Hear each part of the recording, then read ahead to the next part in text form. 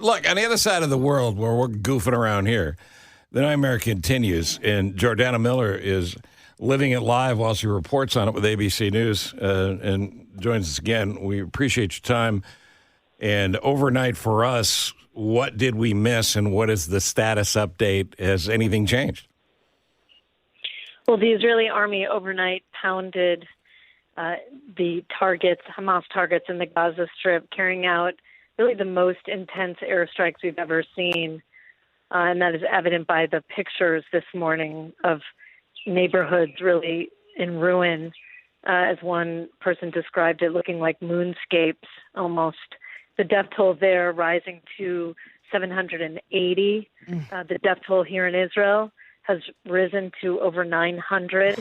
That's because as Israel pushed out and killed the militants that snuck into the border initially on Saturday and some still on Sunday, in the wake of that, emergency medical teams were able to come in and go through some of those communities, and they found in one community, for example, 106 bodies. In the outskirts of another community where there was an all-night music festival, they found 260 bodies. All of this pushing what was already seemed like an inconceivable amount of bloodshed for that first day, that first attack. It's worth noting that most of the Israeli deaths are from gunshot wounds, not from rocket attacks, even though there have been about 5,000 rockets launched on, southern Israel. Here in Jerusalem yesterday, we had several of them, and towards Tel Aviv over the central area. Jordana, the images that we're seeing and that we've been seeing for the past 3.5 days are just harrowing. Women being, pulled away from their boyfriends and rushed off on motorbikes, or people being pulled from their cars. They're just, it's awful to watch. So two questions for you. Are the hostages that they've taken housed in one area of Gaza, or are they all spread out? And has Israel continued to shut off all power and all supplies that are going into Gaza? So for the first time, Israel is, cutting off all electricity supplies, fuel, and food into the Gaza Strip. In the past, they've done one of those for a temporary time, but the Minister of Defense made it clear that they're laying a total siege, really, of the Gaza Strip. It appears as a tactic to kind of weaken Hamas's hand, although it will also, bring a lot of hardship for civilians there. The hostage situation is such a complicated one. First of all, the army, the military officials here are really unwilling to talk about how the hostage situation is impacting their airstrikes in the Gaza Strip. It's assumed from experts who've dealt with hostages in the past that the group, and it's a large group, estimated to be as high as 150 civilians and soldiers. And that includes, by the way, the brutal capture of children and women and several of the elderly, even a disabled woman. But Israeli experts believe they've been split up and hidden in the Gaza Strip, likely in places in very, very deep bunkers where some of the leadership of Hamas would also hide from the airstrikes.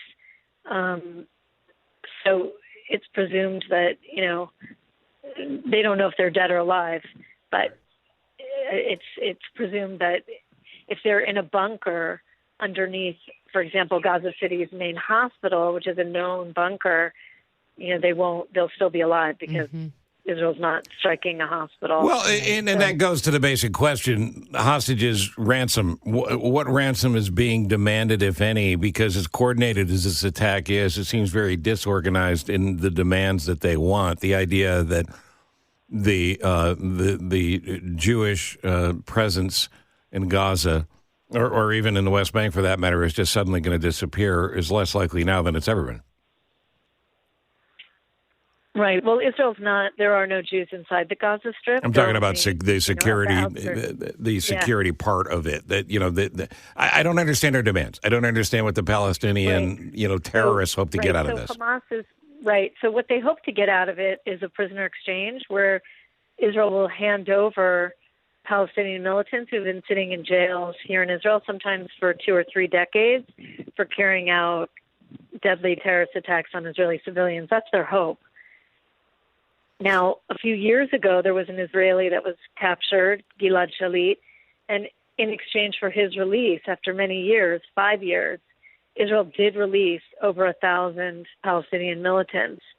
And that was under Prime Minister Benjamin Netanyahu's leadership. He came under a lot of criticism for that. And Israel said right now they will not release any Palestinian prisoners for these hostages. There will be no exchange. Having said that, there's always, it's extremely likely that, and there's already some reports of it, that the Egyptians and the Qataris are trying to negotiate some kind of prisoner exchange, or at least the release of the children. I mean, there's some toddlers there they took, 7-year-olds, 8-year-olds, 9-year-olds, tweens. It's outrageous. And older women, there's at least one Holocaust survivor. So, the Egyptians and the Qataris working to see if Hamas will at least release those prisoners. But it's unlikely, to be honest. I think Israel has it's going to be a very complicated road ahead. It's expected there will be a ground incursion into the Gaza Strip, and then, how they would be able to, ensure the release of these hostages who may just be killed if there's a massive ground incursion. We know several Americans died. We don't know the full number, including numbers of Americans that are missing. I had lunch with a friend here yesterday whose brother is in Tel Aviv with his son and grandchildren and daughter-in-law and can't get back. The flight's been canceled multiple times, hoping to get out next week now. What are you hearing about transportation in and out of the airports? Obviously, American flights aren't coming in with tourists, but are Americans able to get out if needed? Right. That's a great question. So first of all, so many airlines have canceled their flights in, and the only airline that's really flying now is El Al. And here's what is tricky about even El Al increasing their flights to get people out and bring, by the way, there are thousands of Israelis abroad who want to come back and fight, right? But remember, the best pilots are flying El Al airline. They're flying the planes, right? But those pilots have been called up now to fly over Gaza or to stand by to possibly fly along the northern border. Israel's called up 360,000 reservists, and the pilots are the cream of the crop.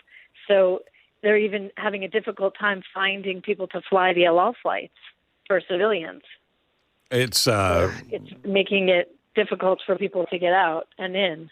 And those lines are getting longer, and as tensions continue to elevate, and this grave concern of a northern front breaking with Hezbollah, it could become even harder to get out. So, there's no good news here. Well, there's one small bit of good news, and that's that it is, now 2:15 in the afternoon, and we haven't had any exchanges of fire along the northern border. Yesterday, Palestinian militants tried to infiltrate from the north. They were killed, and 3 Israelis were also killed in that exchange. There were a couple different incidents of rocket fire from the north that fell in open areas. Some didn't even make it into Israeli territory. So that's good news. It appears that Hezbollah, the Shiite Lebanese militant group that sits on Israel's northern border, who is a avowed enemy, it seems that they have not yet decided if they're going to, come into this fight or not. And the USS carrier that's making its way closer to Israel's shores is meant to be a deterrent, is meant to send a warning to Hezbollah and to Iran not to get involved in this. It's Jordana Miller living and reporting in Israel, and God bless you and your family and everybody there. We continue to think about you and say our prayers and just hope that there'll be some sense that comes to the leaders who are making this worse, not better. Thank you, Jordana. Thank you so much. Be safe, Jordana. She's got little kids there. Oh, she has her life there. It's unbelievable. And she's reporting on it. And we know people who have family there, as you said, your friend. I have a friend whose sister is there as well. I mean, and they're in bunkers. That is their everyday life now. It's gravely concerning, and it's deeply important that you understand the facts of it here. The facts being the important word. It also is very important that no Democrats or Republicans shoot their mouth off about this while we're trying to figure it out, because the rest of the world is watching and listening here as well.